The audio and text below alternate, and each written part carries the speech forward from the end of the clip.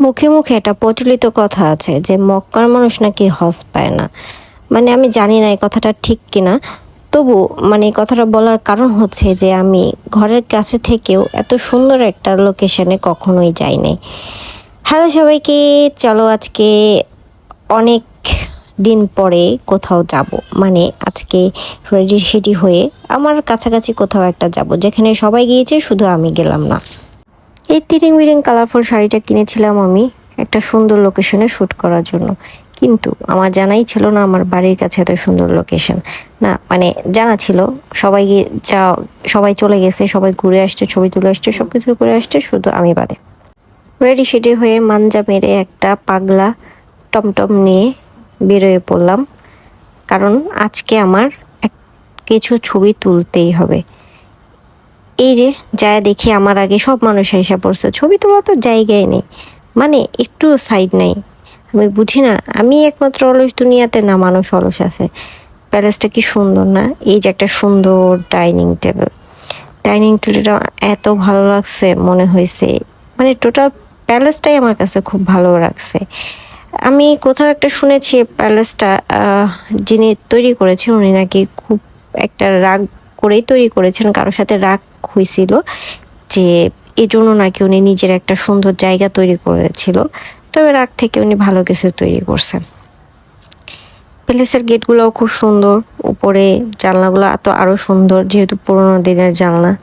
বর্তমানে তো জানলা কেন, কোনো কোনো বাসার তো একটা খুপড়িও পাওয়া যায় না। চেয়ার টেবিলে বসা নিষেধ, কিন্তু এটা আমার চেয়ার টেবিল, অন্য কেউ বসলে খবর আছে। তো প্যালেসের বাকি রুমগুলোও ঘুরে দেখা যাক। এই যে এগুলো হচ্ছে আমার সেনাপতি, মানে আমার পাহারাদার। এগুলা বাড়ির কাজকর্ম করে, এখানে কাজের লোকও আছে। আপাতত ওদের কাজ নেই, এই জন্য ওদেরকে এখানেই রেখে দিছি। এরপর আমার সোফাগুলোও দেখে নাও। এটা হচ্ছে আমার সোফা, যা জোকস অ্যাপার্ট। আসলে প্যালেসের সোফাগুলো অনেক সুন্দর। এখানে এগুলো সব এক সাইড করে রাখা হয়েছিল, যদি সাজিয়ে রাখলে খুব ভালো হতো। এই প্যালেসের বাড়ির সবচেয়ে সুন্দর জায়গা হচ্ছে এটা দোতলাটা, যেটা কাঠের সিঁড়ি দিয়ে উঠতে হয়। কাঠের সিঁড়িটা কি সুন্দর না! আমার কাছে এই কাঠের সিঁড়িগুলো অনেক ভালো লাগে, একদম সেই রাজকীয় একটা ফিল দেয় কাঠের সিঁড়িগুলো।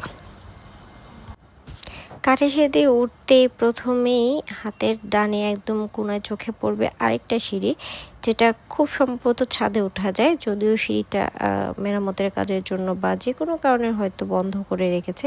আমি জানি না উপরে কি আছে, হয়তো বা ছাদ, এজন্য। আর ছাদে মানুষ উঠতে দিবে না বলে বন্ধ করে রাখছে। এখানে হচ্ছে পুরোনো দিনের সব সোফাগুলো একসাথে করে রাখছে, এবং সোফাগুলো সুন্দর।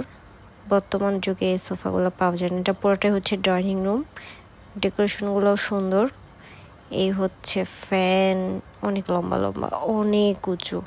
তবে সব থেকে আমার ভালো লেগেছে একটা ছোট্ট রুম ছিল, যেটা একটা পিঙ্ক কালার বেড ছিল, যদিও ওই রুমের ভিডিওটা আমি আমার মোবাইলে কোথাও খুঁজে পাচ্ছি না। এখানে হচ্ছে এই মালিকের ছবি।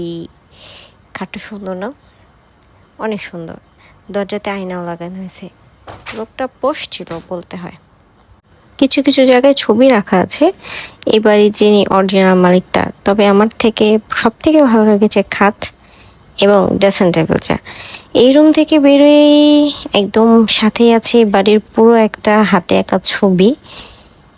ছবিটা অনেক সুন্দর, হাতে আঁকা, সেম টু সেম হাসান মঞ্জিলের মতো। হাসান মঞ্জিলে এমন একটা ছবি আছে। আমি এটার বারান্দাটা খুব সুন্দর, যদিও বারান্দার পাশে একদমই যাওয়া যায় না। ঠিক এটার ফ্লোরের উল্টা দিকে আরেকটা রুম ছিল, এটা মনে হয় ওনার রানীর রুম হইতে পারে, বাট সুন্দর। খাটটাও সুন্দর, রুমটা গোছালো। এর পাশে আছে একটা, এটাকে কি আর্ট বলে আমার জানা নাই, তবে এই আর্টটা খুবই সুন্দর। এখন বলি আমি কোথায় গিয়েছিলাম, আমি গিয়েছিলাম টিকাতলিতে অবস্থিত রোজ গার্ডেনে, আমার বাড়ির পাশে। তবু আমি এতদিন যাই নাই, আমার কাছে যে খুব ভালো লাগছে। প্লেসটা আসলেই খুব সুন্দর, তবে মানুষজন না থাকলে খুবই ভালো হয়। আর মানুষজন থাকলে কিচ্ছু করা যায় না। সবার সুবিধার্থের জন্য এখানে আমি বিস্তারিত টিকিট মূল্য দিয়ে দিলাম, যার যার ইচ্ছা যেতে পারো।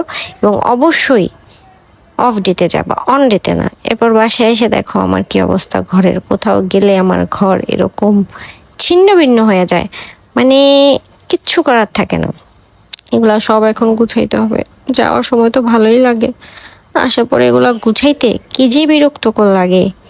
এরপর অনেক গরম, বাইরে অনেক গরম।